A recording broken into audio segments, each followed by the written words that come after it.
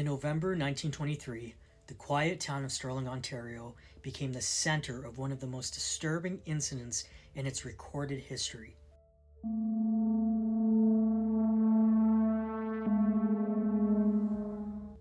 At the heart of it was a man named Reverend Elijah Bundock, a traveling apostolic church minister who had settled in the community a few years earlier.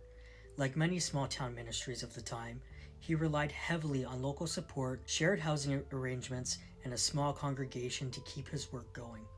But by 1923, that support had started to fall apart. Records from the time describe growing tensions within the household where he was staying on Henry Street, along with disputes tied to money, responsibilities, and strained personal relationships. His congregation had also dwindled, leaving only a small number of supporters behind. In a town as small as Stirling, those kinds of tensions don't stay private for long. And by November, things had escalated far beyond private disagreement. On the night of November 13th, Bundock left church services as usual. Nothing about the evening would have seemed unusual at first glance. But what happened next would turn it into one of the most talked about rural incidences in Hastings County history.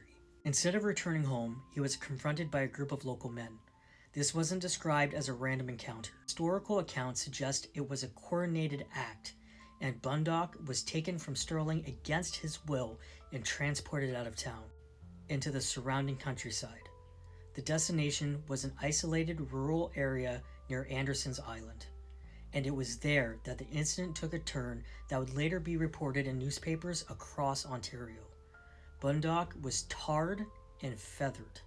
This form of punishment had largely faded out in Canada by the 1920s, which made what happened in Stirling even more shocking when word spread. Newspaper reports from the time described it in a detached, almost clinical way, noting that he had been seized after leaving church and subjected to what they called a mob act of discipline.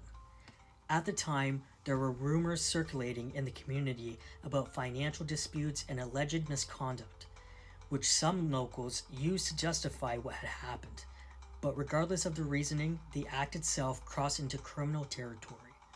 In the days that followed, the incident did not stay hidden. 6 young men from the Stirling area were later identified and charged in connection with what happened that night.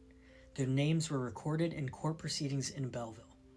When the trial began, it drew an unusually large crowd. Reports described the courtroom as completely packed, every seat filled, people standing in the aisles long before the proceedings even started. This wasn't just a legal case anymore, it had become a public spectacle. In the end, the court did not impose severe punishment. The men received suspended sentences and fines, with the magistrate issuing a strong warning against mob behavior and vigilant action in the community.